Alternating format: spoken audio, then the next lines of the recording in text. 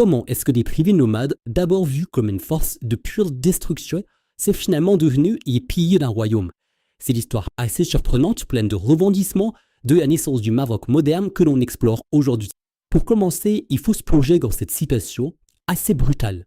C'est l'historien du XIVe siècle, Ibn Khaldoun, qui écrit ça en parlant de l'arrivée des tribus arabes au Maghreb. Une nuée de sauterelles.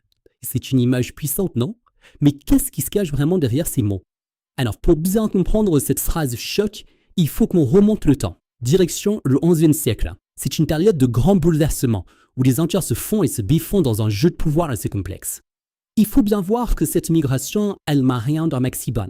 En fait, elle est même encouragée, voire provoquée. L'empire fatimide, qui est au Caire à ce moment-là, pousse stratégiquement ses tribus nomades à aller vers l'ouest. Et pourquoi? Eh bien, pour punir les Zurides, leurs anciens alliés sont devenus un peu trop indépendants en Afrique du Nord. Une décision politique qui va littéralement redessiner la carte de toute la région. Mais alors, est-ce qu'on peut vraiment résumer toute cette histoire à une simple vague de destruction? C'est une question qui, en réalité, divise les historiens depuis plus d'un siècle. C'est un vrai débat. On a deux illusions qui s'affrontent. D'un côté, l'idée d'une invasion catastrophique, un décernement d'Ottawa.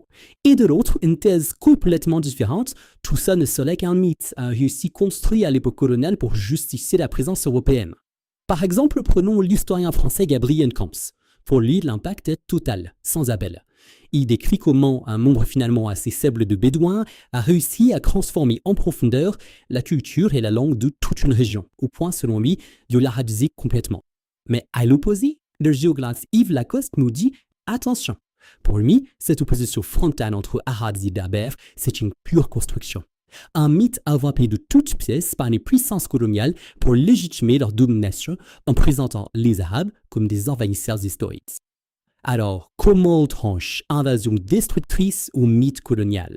Eh bien, c'est l'histoire elle-même qui va nous donner la réponse. Parce qu'au XIIe siècle, il va se passer quelque chose de totalement inattendu qui va tout changer. L'arrivée d'une nouvelle superpuissance, l'Empire almohade. On est en 1553. L'armée allemande avance et se retrouve face à ces tribus italiennes.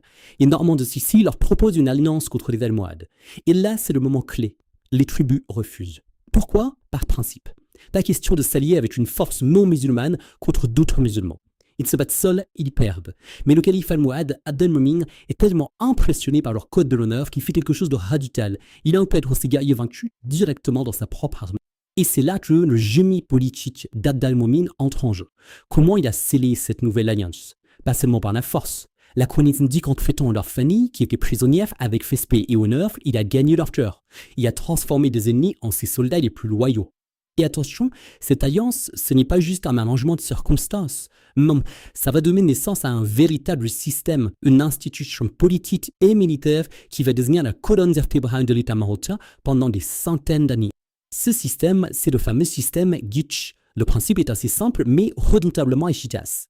Certaines tribus, les tribus Gitch, reçoivent des terres et ne paient quasiment pas d'impôts. En échange de quoi?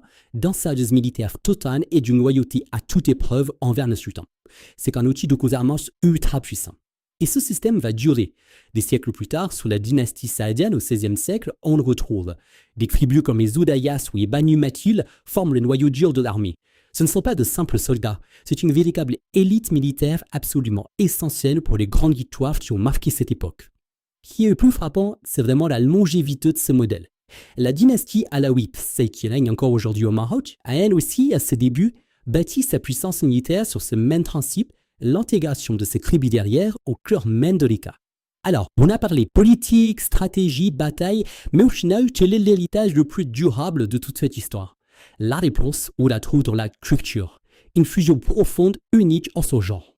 Ce qu'il faut bien comprendre, c'est qu'il ne s'agit pas d'une culture qui en a simplement remplacé une autre. Non, c'est beaucoup plus subtil. C'est un mélange, une fusion, surtout dans les campagnes, qui a donné naissance à une identité nouvelle, à la fois arabe et berbère. Et si on cherche une preuve visante, un symbole vibrant de cette fusion, il suffit de regarder la Théborida, qu'on appelle aussi Fantasia. Cette démonstration équestre absolument spectaculaire, ce n'est pas juste du folklore, c'est l'incarnation même de l'esprit guerrier, de la maîtrise du cheval qui unit les traditions des cavaliers berbères et des guerriers bédouins.